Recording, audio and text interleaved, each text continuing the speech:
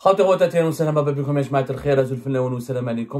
que vous allez bien, j'espère que vous vous portez bien. C'est un véritable séisme aujourd'hui, le 5 mai 2025, qui est en train de se produire sur les marchés mondiaux des hydrocarbures, notamment les marchés pétroliers. L'Algérie devrait absolument, et je suis sûr que les dirigeants algériens suivent très particulièrement, avec beaucoup d'attention en tout cas, ce qui vient de se passer ce matin, 5 mai 2025, sur les marchés mondiaux du pétrole. Le baril de pétrole au-dessous de 60 dollars le baril.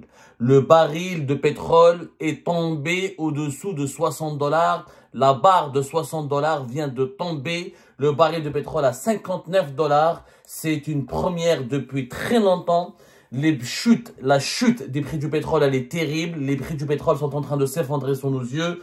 Depuis ce lundi, l'annonce de l'OPEP+ d'une accélération de la production pour le mois de juin a choqué tous les observateurs. Personne ne s'attendait à ce que l'Arabie Saoudite, les Émirats et la Russie décident avec leurs alliés d'augmenter les prix, d'augmenter plutôt la production de leur pétrole brut, provoquant ainsi une augmentation importante de l'offre par rapport à une demande qui était déjà faible et timorée à cause de la guerre commerciale lancée par Donald Trump. Et depuis l'arrivée de Donald Trump au pouvoir aux États-Unis d'Amérique au mois de janvier 2025, les prix de pétrole n'ont pas cessé de baisser en raison de perspectives géopolitiques inquiétantes et incertaines. Nous l'avons, fait Algérie, par tirer la sonnette d'alarme depuis la victoire aux élections présidentielles de Donald Trump. On l'a dit depuis la fin de l'année 2024, on a dit aux dirigeants algériens, faites vos calculs, arrêtez de faire des lois de finances où vous allez dépenser beaucoup d'argent. Arrêtez de vouloir faire un budget de l'État qui sera de 130 milliards de dollars en 2025, parce qu'avec Donald Trump, le pétrole va s'effondrer et nous savons tous que les hydrocarbures pour notre pays, c'est le poumon, le cœur et le cerveau à la fois. Notre économie, on ne vit que de cela. Le pétrole et le gaz. Quand les prix du pétrole baissent, le prix du gaz résiste un petit peu, mais les mêmes prix vont connaître plutôt dans les jours à venir, c'est automatique, un effondrement progressif. Les prix du gaz sont régulièrement indexés sur les hydrocarbures. Même si le marché du gaz essaye de prendre son image ces dernières années, notamment depuis la guerre en Ukraine, essaie de s'émanciper un petit peu de l'emprise du pétrole, il n'y arrive pas parce que les pays consommateurs de pétrole sont les mêmes pays consommateurs de gaz. Et même si le gaz, pour le moment, il tient la route. Les prix du gaz tiennent, mais ça n'a rien à voir avec ce que nous avons connu depuis 5 ans, 10 ans. Les prix sont à la baisse sur le marché mondial. Parce qu'en ce moment, le gaz, il a deux marchés. La différence entre le pétrole, il y a un seul marché, c'est le prix du baril. Le prix du baril Lyon, aujourd'hui, le 5 mai 2025. Alors, en Asie, la journée a commencé en Asie, le baril américain est de référence, le WT américain et le Brent européen. Le WT américain, il a perdu 3,8% et il s'est vendu aujourd'hui à 56 dollars. À 56 dollars, alors que le Brent de la mer, c'est la mer du Nord, c'est la référence du pétrole européen, et c'est vendu à 59 dollars. Dans la journée, à l'heure où je vous parle, le baril de pétrole est à 60 dollars. Mais c'est une chute historique. C'est une chute historique. Mais une chute historique. Quand on compare par rapport au mois de janvier, depuis l'arrivée de Donald Trump au pouvoir, sa prise de fonction, le baril du pétrole a reculé de presque 20%. En une semaine, les prix du pétrole ont perdu plus de 8%, presque 9%. En un mois, les prix du baril du pétrole ont chuté de 14%. En 3 mois, les prix du baril du pétrole ont chuté de plus de 20%, et c'est la même chute depuis 6 mois. Et en une année, les prix du baril du pétrole ont perdu 27%. En 3 ans, les prix du baril du pétrole ont perdu 43%. C'est un effondrement où la barre de 60 dollars a été battue. Il est remonté un petit peu à 60 dollars. Au moment où je vous parle, il est entre 69 et 59. Mais avec l'annonce de l'OPEP+, on va l'expliquer tout à l'heure, on va l'analyser, elle va baisser. Le prix du gaz, il y a deux types de marché de gaz. Il y a le marché des contrats à long terme. Il y a le marché de ce qu'on appelle comme le marché spot. Voilà, le marché spot, c'est-à-dire c'est le marché, la bourse des achats quotidiens, le prix notamment du GNL. Le contrat à long terme, c'est le gaz naturel qui est vendu par les pipelines, par les gazoducs plutôt. Quand le gaz naturel est vendu et livré par le gazoduc, c'est des contrats à long terme et le prix est différent lorsque le gaz, il est liquéfié, c'est-à-dire transformé en l'état de liquide, il est transformé en liquide et transporté par bateau. Là, c'est une autre bourse. Sur le marché, pour les prix à long terme, le gaz se maintient. Mais pour le GNL, c'est le GNL qui est directement impacté par les prix du pétrole. Parce que le GNL, comme le baril, c'est une bourse quotidienne. Les prévisions changent, les commandes changent, l'offre et la demande, elle n'est pas régulière, alors que pour les marchés à long terme, par gazoduc, on est obligé de, quand on a un gazoduc qui lie les continents ou les pays, les fournisseurs et leurs clients sont obligés de négocier des contrats à long terme, des contrats de 10, 15, 20 ans, voire même jusqu'à 25 ans, autant longtemps. Donc le prix doit être fixe et il y a des clauses dans les contrats à long terme qui permettent de réévaluer les prix si le gaz, ses prix augmentent ou si le gaz, ses prix chutent. Mais quand le marché spot, c'est-à-dire le jour au jour, là on est obligé de tenir compte de la loi de l'offre et de la demande et on va dire des conditions d'évolution des marchés internationaux qui changent de jour en jour, Donc le marché du GNL, le spot, il est en chute libre depuis pratiquement 2024.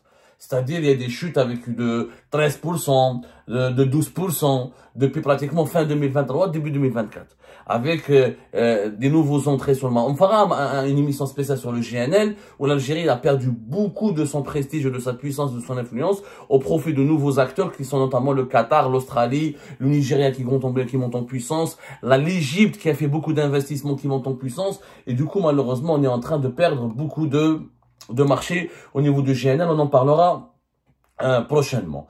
Donc, si le marché des contrats à long terme n'est pas encore ébranlé au niveau du gaz naturel par rapport à cette chute des prix du baril du pétrole, au niveau du marché du GNL, les prix commencent à baisser énormément et tous les experts s'attendent à ce que la demande sur le gaz, elle baisse. La demande sur le gaz, elle baisse dans le cadre de cette chute de la demande mondiale autour des hydrocarbures.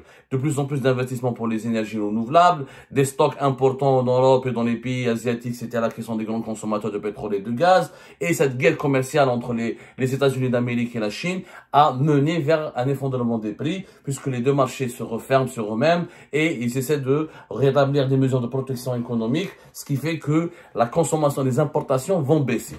Donc, le problème qui se pose, et c'est que les dirigeants algériens ne veulent pas en parler. Pourquoi, normalement, les pays producteurs de pétrole, quand le baril de pétrole baisse, normalement, ils s'entendent entre eux pour baisser leur production, afin de diminuer l'offre, afin d'aller vers des prix qui augmentent. C'est le comportement qui a toujours été adopté par les pays de l'OPEP et leurs alliés l'OPEP+, ils sont 22 pays, certains 13 sont membres de l'OPEP et entre 10 et 9 sont pas membres de l'OPEP comme le Kazakhstan, la Russie, le Canada, etc., le Mexique. Ils ont fait un partenariat depuis 2016 pour utiliser toujours ce mécanisme, c'est-à-dire doper l'offre ou réduire l'offre pour essayer de juguler, de stabiliser les prix. Cette fois-ci, l'OPEP+, le 2 mai dernier, elle a annoncé à la surprise générale que le pays de l'OPEP+, mené par l'Arabie Saoudite, les Émirats et la Russie, vont augmenter leur production de 411 000 barils de pétrole. Alors, ça c'est pour le mois de juin. C'est-à-dire ils ont annoncé le 2 mai 2025 que pour le mois de juin, leur production de pétrole va augmenter de 411 000 barils par jour. Alors qu'au départ, l'augmentation devait être uniquement de 137 000 barils supplémentaires. Cette annonce inattendue a eu l'effet d'une bombe. D'ailleurs, aujourd'hui, toute la presse internationale cite un expert qui s'appelle Georges Léon, qui travaille pour un grand cabinet de consulting qui s'appelle Restart Energy, qui a vraiment résumé la situation sur les marchés. Il a dit l'OPEP a lancé une bombe sur le marché pétrolier. Après le signal du mois dernier, la décision d'envoyer un message clair, la décision a été prise le samedi 2 mai, comme je vous ai expliqué, le samedi 3 mai, plus exactement. Vendredi, on était 2 mai, c'est le samedi 3 mai que cette décision a été prise. Nous sommes le 5 mai, c'est le 3 mai, où les pays de l'OPEP+ ont annoncé qu'ils allaient sortir de terre 411 000 barils de pétrole au lieu de 137 000 barils de pétrole, comme c'était prévu initialement. Donc, d'ici cette annonce, le groupe change de stratégie, dit cet expert, monsieur Georges Léon, et cherche à regagner ses parts de marché après des années de coupe. C'est un changement de stratégie important qui a été initié par les groupes de l'OPEP+. L'Algérie fait partie, normalement, de l'OPEP+. Et l'Algérie, la preuve que nous n'avons plus d'influence. La preuve que nous sommes totalement écrasés par les Émirats Arabes Unis, l'Arabie Saoudite et la Russie qui sont les trois leaders de ce groupe. Notre faible capacité de production et notre politique internationale en ce moment fait en sorte qu'on est de moins en moins influent et de plus en plus isolé. L'Algérie, cette décision d'augmenter la production, elle ne l'arrange pas.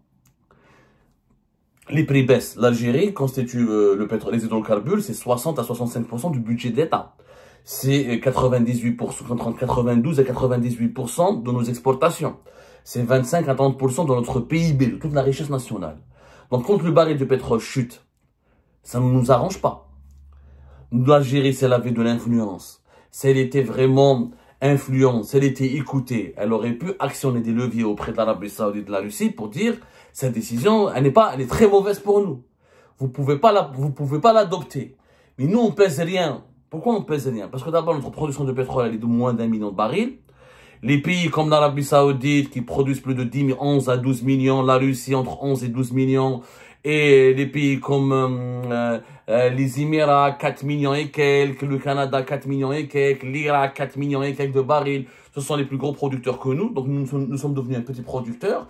Malheureusement, dans cet accord de l'OPEP+, les gros producteurs dictent leurs lois et dictent leur agenda aux petits producteurs. Deuxièmement, les gros producteurs, ils ont des intérêts qui sont différents des intérêts des petits producteurs. L'Arabie Saoudite, même si le prix du baril du pétrole, il est à 50 $, elle est gagnante parce qu'elle vend chaque jour 12 millions de barils, entre 11 et 12 millions de barils. Elle peut aller jusqu'à 12 millions de barils par jour. Donc, quoi qu'il arrive, elle va perdre, mais elle va continuer de gagner. Elle aura toujours 10 milliards de dollars. Les Émirats, la même chose. Même quand tu es un gros producteur, quand tu produis au-delà de 4 millions de barils par jour, c'est pas un problème pour toi. Enfin, si c'est un problème, tu perds de l'argent. Mais quand tu continues d'en gagner, comme tu as déjà des réserves de change, et les fonds souverains d'Arabie Saoudite et des Émirats, ils peuvent se permettre de perdre pendant quelques mois, voire même une année ou deux, un peu d'argent. Beaucoup d'argent, peut-être, ça peut nous sembler beaucoup d'argent, mais pour eux, c'est un peu d'argent. Parce qu'ils ont des réserves beaucoup plus importantes et ils ont une production beaucoup plus importante, ce qui fait que ils vont perdre quelques milliards de dollars, mais continueront à en gagner. Ils continueront à gagner. Le mouchkil, c'est que les petits producteurs comme l'Algérie, l'Angola, un peu le Nigeria, parce que le Nigeria c'est un pays de son... ils ont besoin d'un prix qui est toujours élevé pour garantir des recettes en devises importantes. Mais les pays ne sont pas influents, notamment l'Algérie. L'Algérie auparavant, notre production pour début des années 2000, on était à presque 2 millions de barils. Elle a chuté. Et depuis 2019, la crise politique, ce qui s'est passé, l'instabilité de son matraque, et les mauvaises décisions de son matraque, les investissements qui n'ont pas été faits dans les outils de production nationale, et le départ des investissements étrangers, etc. On est à moins de 1 million de barils. Et c'est très difficile pour nous de produire 1 million de barils. Et on va produire de moins en moins de pétrole d'ici 2030. Du coup, quand le prix est bas, c'est beaucoup moins. Quand tu exportes 400, c'est parce que nous aussi, on a le marché intérieur. Sur les 900 000 barils et quelques que nous produisons, presque 500 000 barils partent pour le marché intérieur. Et 400 000 et quelques, ils sont à exporter. Quand tu exportes 400 000, c'est pas comme lorsque tu exportes de 2 ou 3 millions de barils par jour.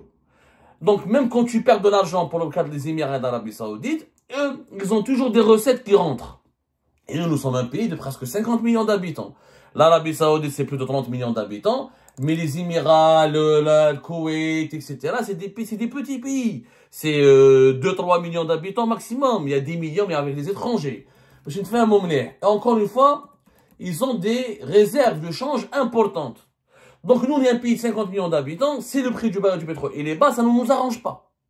Mais comme nous n'avons plus la capacité d'influencer le marché mondial du pétrole, comme nous n'avons plus la capacité de parler aux gros pays producteurs pour leur dire, écoutez, vous, cette politique ne nous arrange pas, parce que nous, on sera terriblement impactés, on va perdre beaucoup d'argent. Vous avez de l'argent, mais on n'en a pas autant d'argent que vous.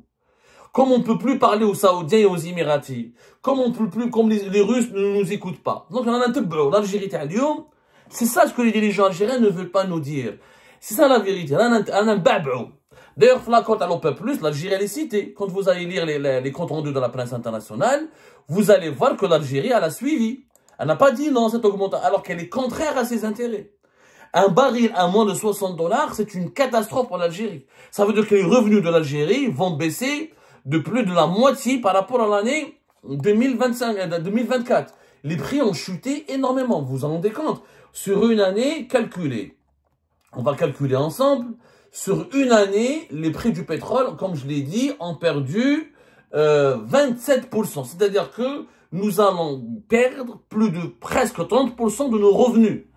Pour un pays de presque 50 millions qui dépend entièrement, il faut dire la vérité, les exportations hors hydrocarbures sont même pas de 5 milliards. Donc on dépend entièrement des hydrocarbures. C'est extrêmement fragilisant et dangereux pour nos équilibres. Surtout que le marché du GNL, on est en train de reculer, que les contrats à long terme, le gaz, il nous permet de gagner un peu d'argent, mais c'est pas les revenus les plus importants sur le marché. Le pétrole se vend plus, il ramène plus d'argent que le gaz. Le gaz, il ramène de l'argent quand tu exportes, quand tu deviens un grand, quand tu produis beaucoup de GNL. Mais on ne produit plus assez de GNL comme avant. Et ça, on en parlera dans une autre émission pour vous donner les détails et les chiffres. Donc, cette décision a été catastrophique pour l'Algérie. Mais l'Algérie, comme pour le Gabon, comme pour un peu le Nigeria, comme pour l'Angola, comme pour le Kazakhstan, pour d'autres pays qui produisent entre 1 et 2 millions de barils, elle ne les arrange pas. Ils ne peuvent plus s'exprimer ces pays-là. Ils sont écrasés par la puissance de l'Arabie Saoudite, des Émirats et de la Russie. Pourquoi maintenant, vous allez me dire, mais Abdou, ok, même les Saoudiens, les Émiratis, les Russes vont perdre de l'argent. Pas que l'Algérie. Même s'ils ont des réserves de change importantes, Abu Dhabi et les Émirats Abu Dhabi, ils ont un fonds souverain de plus de 1 milliard de dollars. L'Arabie Saoudite, ses réserves de change, les réserves de change de l'Arabie Saoudite, c'est plus de 449 milliards de dollars depuis novembre 2024. Les réserves de change de la Russie, c'est pour vous dire, ces pays-là, ils ont la capacité. Les réserves de change de la Russie, attendez, c'est des pays qui ont toujours des centaines de milliards de dollars de réserves de change. Donc, c'est 620 milliards de dollars pratiquement.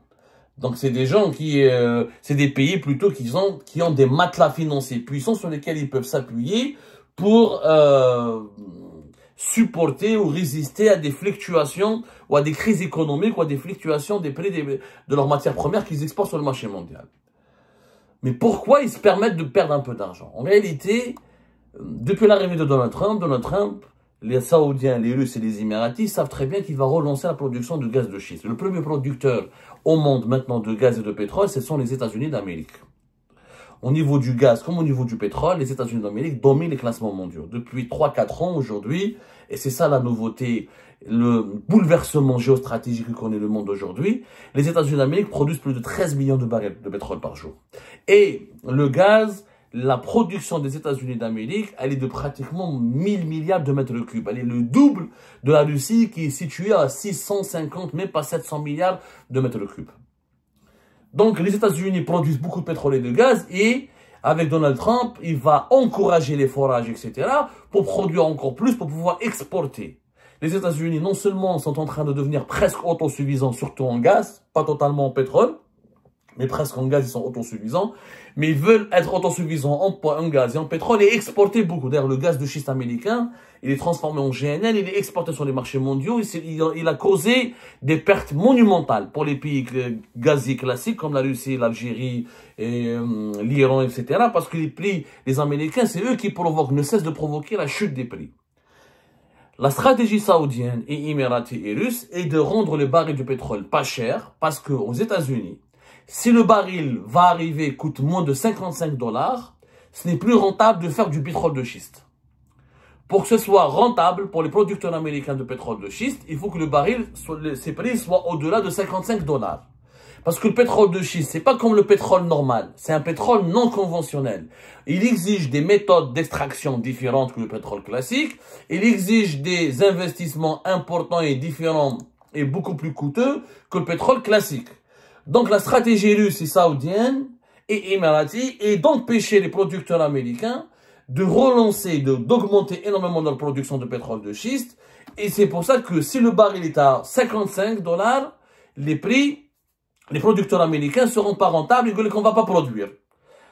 La Russie, l'Arabie Saoudite et les Émirats ont peur que Donald Trump inonde le marché mondial avec le pétrole de schiste américain. Si les États-Unis, par exemple, augmentent leur production et ils ont une capacité de production de plus de 15 millions de barils par jour, ils seront non seulement autosuffisants en pétrole, c'est-à-dire ils vont pas importer beaucoup de pétrole, mais ils pourront même, après avoir réussi à exporter du gaz, ils vont pouvoir exporter du pétrole de schiste. Et là, ce sera une catastrophe. Ça veut dire que l'Arabie Saoudite va perdre ses parts de marché, la Russie va perdre ses parts de marché, les Émirats vont perdre leurs parts de marché. On va dire, l'enjeu mondial, il est là. Et dans cette guerre entre les géants, nous sommes devenus un nain. Nous sommes en train de se faire écraser par tout le monde. Si les États-Unis gagnent leur bras de fer, ou alors s'ils gagnent leur lutte, s'ils arrivent à exporter leur pétrole de schiste, comme ils ont réussi à exporter leur gaz de schiste, on est dans la merde. Pardonnez-moi l'expression, ça veut dire que les barils du pétrole sera entre 60... Le pétrole ne va jamais augmenter, comme il a augmenté, les prix du pétrole ne vont jamais retrouver un niveau élevé comme c'était en 2022. Et là, le budget, les recettes de l'État, les recettes de l'Algérie vont chuter drastiquement.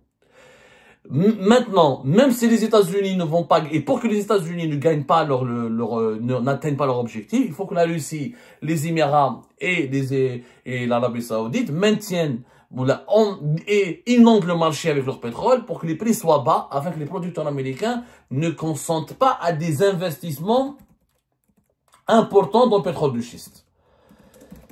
Les enjeux mondiaux que les dirigeants, au lieu que les dirigeants algériens semblent ignorer, et malheureusement, ils s'adaptent pas. Ils ne s'adaptent pas à ces nouvelles mutations mondiales. Qui signifie quoi? Ça signifie que pour des pays comme l'Algérie, c'est-à-dire des pays dont la population augmente sans cesse, presque 50 millions d'habitants bientôt, dans 3 ans on sera 50 millions d'habitants, on va dépasser les 50 millions d'habitants dans 3 ans, ça signifie qu'on aura de moins en moins d'argent, qu'on ne pourra plus compter sur le pétrole et le gaz, que quand on aura de moins en moins d'argent, on aura de moins en moins de budget que nous pouvons mobiliser pour financer le développement du pays, financer les services publics, les subventions sociales et assurer les besoins élémentaires du pays, et couvrir les besoins élémentaires du pays. Ça veut dire que si maintenant on n'a pas une économie diversifiée et qui s'émancipe du poids du pétrole et du gaz, nous sommes condamnés, nous allons être condamnés à devenir un pays en faillite comme le Venezuela. C'est-à-dire que nous allons être pratiquement dans l'incapacité de financer les importations de matières premières agricoles, de financer les importations de certaines machines, de couvrir les médicaments, la facture des médicaments, et de financer les services publics. C'est un pas vers la faillite. Quand tu dépends d'une seule source, et que cette source de revenus te ramène de moins en moins de revenus, et que pendant des années, tu n'arrives pas à trouver d'autres sources de revenus, c'est que tu te condamnes à la pauvreté et à l'appauvrissement. Ben, si on est proche de la faillite, c'est la porte qui est ouverte à toutes les crises d'instabilité. Ça, je suis pas en train de vous faire peur. Ça, le baril à moins de $60, c'est un signal d'alarme.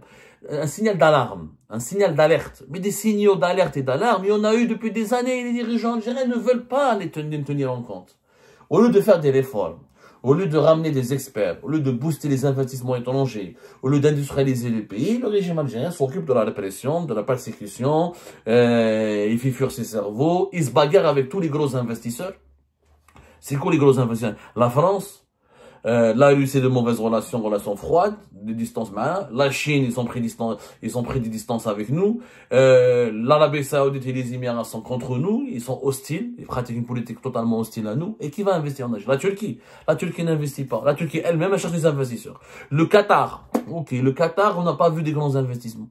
Et le Qatar lui-même, c'est un petit pays, qu'on le veuille ou non. Il s'occupe d'ailleurs lui-même de ses investissements dans le gaz pour pouvoir exister, pour pouvoir survivre dans ces nouvelles mutations mondiales et dans cette guerre de leadership qui est lancée par les grands de ce monde. Il faut absolument qu'on change de politique interne et de politique extérieure si on veut survivre face à ces tensions géopolitiques qui sont en train d'ébranler le monde aujourd'hui.